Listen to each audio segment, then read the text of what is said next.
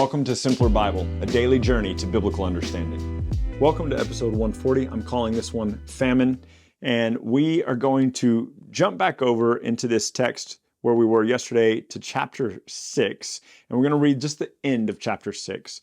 And so remember, Ben-Hadad of Syria has kind of left Israel alone for a little bit, and that's what it says, no more raids against the land of Israel. And then the very next verse says, after Ben-Hadad, king of Syria, mustered his entire army, he went up and besieged Samaria. So he's like, I won't make any more raids against Israel, but what if we just went and attacked it? So that's basically what happens in the space of one verse. And then there was this great famine in Samaria, and they besieged it, until a donkey's head was sold for 80 shekels of silver, and the fourth part of a calves of dove's dung for 5 shekels of silver. So get this picture in your head. The city of Samaria has been surrounded by the Syrian army, and all food and all water has been cut off from them. And so a donkey's head is being sold for 80 pieces of silver. Like, that's how desperate they are for food. And the fourth part, a quarter of a cab of dove's dung, a little thing of dove's dung, would be 5 shekels of silver. That's your food, right? And so as the king of Israel was passing by on the wall, a woman cried out to him, saying, "Help, my lord, O king." And he said, "If the Lord will not help you, how shall I help you? From the threshing floor, from the winepress?" And the king asked her, "What's your trouble?" And she said, "This woman said to me, 'Give me your son that we may eat him today, and we will eat my son tomorrow.' So we boiled my son and ate him. But on the next day I said to her, 'Give me your son that we can eat him.' But now she's hidden her son." I need you to understand what the woman is asking for help for. The woman is asking for help that he would make the other lady give up her son so they could eat him. We boiled my son yesterday. We ate him yesterday. It's only fair that we boil her son and eat him today. That's what's going on here. The other thing I need you to understand, because this should offend us from a moral sensibility kind of place, but the other thing I need you to understand is that this was foretold by God in Deuteronomy 28.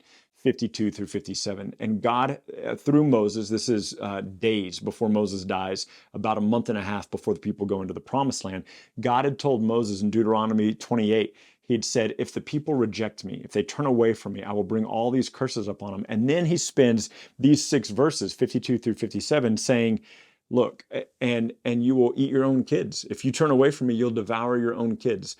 And the most delicate woman among you will not share her placenta with her friends or her neighbors or her husband. And the most refined man among you won't share the meal of his son with his neighbor. Like, this is what's going to happen to the people who reject me.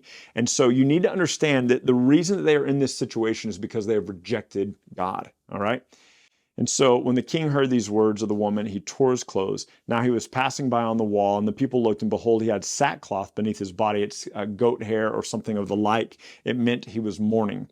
And he said, "May God do so to me, and more also, if the head of Elisha, the son of Shaphat, remains on his shoulders today." So I need you to catch this. He's like, man, I can't believe that this has happened to us. Why? Elisha had been sparing the people of Israel from Ben-Hadad and the people of Syria.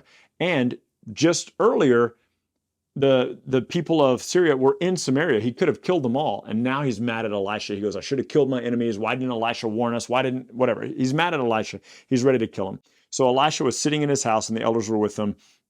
And they come to kill him, but Elisha escapes their grasp. Now, jump with me into chapter 7, verse 1. Elisha said this, "Hear the word of the Lord. Thus says the Lord, tomorrow about this time, a seah of fine flour shall be sold for a shekel, and 2 seahs of barley for a shekel."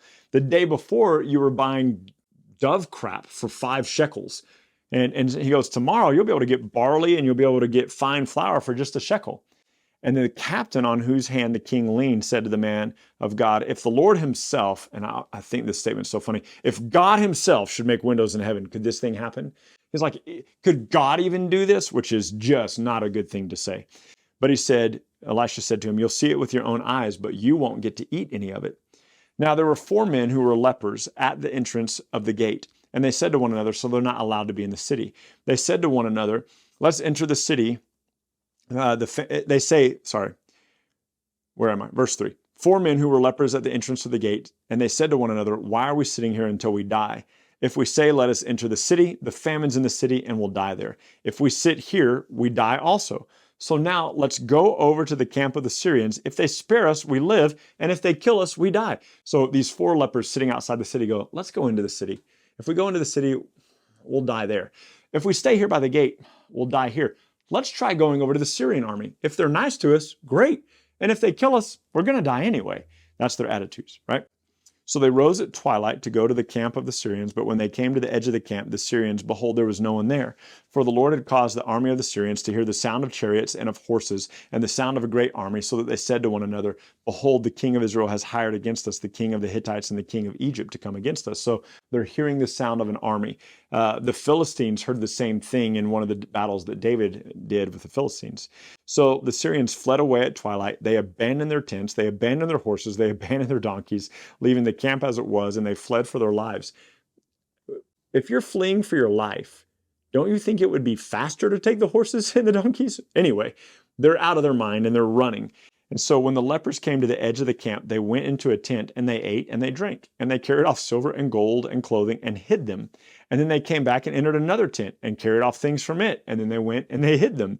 And then they said to one another, what we are doing is not right. This day is a day of great news. If we are silent and wait until the morning light, punishment will overtake us. Now therefore come, let's go tell the king's household. So they came and they called to the gatekeepers of the city, and they said, we came to the camp of the Syrians, and behold, there was no one to be seen or heard, nothing but the horses tied and the donkeys tied, and the tents were left as they were. And the gatekeepers called out, and they told it to the king. The king arose in the middle of the night and said to his servants, I'll tell you what those Syrians have done to us. They know we're hungry. Therefore they've gone out of the camp, and they've hid themselves in the open country, thinking when they come out of the city, we'll gather them alive and get into the city. One of the servants said, look, let us take some of the men. Let's take 5 of the remaining horses, seeing that those who are left here will fare like the whole multitude of Israel who have already perished. Let's send and see. So they took 2 horsemen, and the king sent them after the army of the Syrians, and he said, go and see. So they went after them all the way to the Jordan, and behold, all the way was littered with garments and equipment that the Syrians had thrown away in their haste. And the messengers returned and told this to the king. The people went out and they plundered the camp of the Syrians. So a seah of flour was sold for a shekel, and 2 seahs of barley was sold for a shekel, according to the word of the Lord. Now the king had appointed the captain on whose hand he had leaned, the captain who said, could God do this even if he opened the windows of heaven? And the people trampled him in the gate so that he died, as the man of God had said when the king came down to him. So this guy, the king's assistant, is appointed to handle the distribution of the food. And the people are so hungry for it, they trample them. And what had Elisha said? You'll see all of this, but you won't get to eat it. For when the man of God had said to the king, 2 seahs of barley will be sold for a shekel and a seah of fine flour about this time tomorrow, the captain had said, if the Lord himself would make windows in heaven, who could do such a thing? And he said, you will see it with your own eyes, but you will not eat it. And so it happened, for the people trampled him in the gate, and then he died. Now Elisha had said to the woman whose son he had restored to life, remember that story a few chapters ago, arise and depart with your household, sojourn wherever you can, for the Lord has called for a famine, and it will come about for 7 years. So the woman arose and did according to the word of the man of God. She went with her household and sojourned in the land of the Philistines for 7 years. At the end of the 7 years, when the woman returned to the land of from the land of the Philistines, she went and appealed to the king for her house and her land. Now the king was talking with Gehazi, the leper, the man of God, the servant of the man of God, saying, tell me all the things that Elisha has done. And while he was still telling the king how Elisha had restored the dead to life, behold, the woman whose son he had restored to life appeared. And the king said, look, my lord, the king, this is the woman, and this is her very son that Elisha raised to life. Now, when the king asked the woman, she told him, and the king appointed officials for her and said, restore all that was hers together with all the produce of the fields from the day that she left until now. Now Elisha came to Damascus. Elisha is in Damascus. That's important to remember. This is Syria, okay? Ben-Hadad, the king of Syria, was sick. And when it was told him, the man of God has come here, the king said to Hazael, take a present with you, go and meet the man of God, and inquire of the Lord through him, and say, shall I recover from this sickness? So Hazael went to meet him. So Elisha's traveling in Syria now. And Hazael comes to him, brings a presents, all kinds of goods of Damascus, 40 camel loads, brings him 40 camel loads of stuff. And when he came and he stood before him, he said, your son, Ben-Hadad, the king of Syria, is sick, and said, shall I recover from this sickness? And Elisha said, go and say to him, you shall certainly recover, but the Lord has shown me that he will certainly die. And he fixed his gaze and he stared at him until he was embarrassed, and the man of God wept. Hazael said, "Why are you weeping?" And he said, "Because I know all the evil that you will do to the people of Israel. You need to keep Hazael in mind because he's going to do a lot of wicked things to Israel.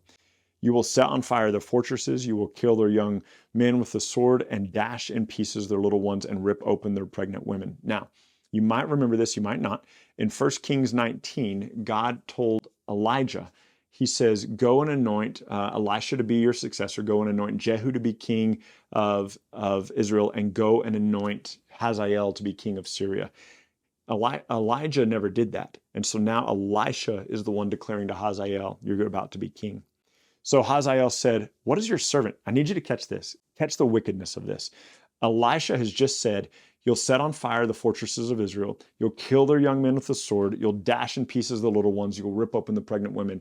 And Hazael doesn't say, I would never do such a thing. He says, what is your servant who's just a dog who could do these kinds of great things? Do you hear that? Like, do you hear the wickedness? He's like, man, he goes, that would make me a really great man to be able to do all that. That'd make me powerful. I'm just a lowly dog that I should do these great things. And it's just wicked, wicked heart. Elisha answered, the Lord has shown me that you will be king over Syria. So he departed from Elisha. He came to his master, who said to him, what did Elisha say to you? He said, he told me you'll be fine. You'll certainly recover. But the next day, Hazael took the bedcloth, dipped it in water, put it over the king's face until he died, and Hazael became king in his place. In the 5th year of Joram, the son of Ahab, king of Israel, when Jehoshaphat was king of Judah, Jehoram, the son of Jehoshaphat, king of Judah, began to reign. He was 32 years old when he became king, and he reigned 8 years in Jerusalem. He walked in all the ways of the kings of Israel, as the house of Ahab had done, for the daughter of Ahab was his wife. And he did whatever was evil in the sight of the Lord. Yet the Lord was not willing to destroy Judah for the sake of David his servant, since he had promised to give him an inheritance to his sons forever. That's in 2 Samuel 7. In his days, Edom revolted against the rule of Judah and set up a king of their own. And then Joram passed over to Zaire with all of his chariots and rose by night, he and the chariot commanders, and they struck down the Edomites who surrounded him, but his army fled home. So Edom revolted from the rule of Judah to this day, and then Libnah revolted at the same time. Now the rest of the acts of Joram and all that he did, are they not written in the books of the Chronicles of the Kings? In the 12th year of Joram, the son of Ahab, king of Israel, Ahaziah, the son of Joram, the king of Judah, began to reign. Ahaziah was 22 years old, and he began to reign, and he reigned 1 year in Jerusalem. His mother's name was Athaliah. She'll actually be the only queen to ever rule over the land of Judah. I say Athaliah, it might be Athaliah, however you want to say it, but she will be the only queen to rule over the land of Judah. And she was she was a granddaughter of Omri, king in Israel. He also walked in the house of Ahab and did what was evil in the sight of the Lord, as the house of Ahab had done, for he was son-in-law to the house of Ahab. He went to Joram, the king of Ahab, to make war, or the son of Ahab, to make war against Hazael, king of Syria, at Ramoth Gilead, and the Syrians wounded Joram. So this will be really important. The Syrians wounded Joram, and King Joram returned to be healed in Jezreel of the wounds that the Syrians had given him at Ramah.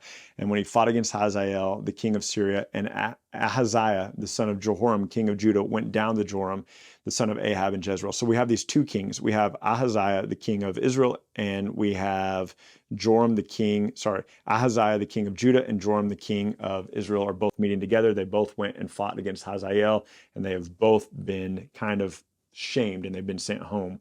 And that'll be important that those two kings are together for when we meet Jehu tomorrow. Read ahead if you want, 2 Kings 9 and 10, and we'll see you for episode 141. Thank you so much for journeying with us today at Simpler Bible through another section of Scripture where we come to know and understand God a little bit better. Look, if you're brand new to Simpler Bible, we have all sorts of resources available for you. Go to our website, simplerbible.com, and there you can find these videos, you can find our podcast, you can find links to our social media, and you can even find a blog post with additional scriptures if you want to go into a little bit more study than we had time to cover in this podcast and video today. We hope that this tool will be exactly that for you, a tool. Not something that replaces your daily walk with God, but something that enhances your daily walk with God and helps you to know and enjoy Him more. Thank you so much for being part of this, and we'll see you again tomorrow.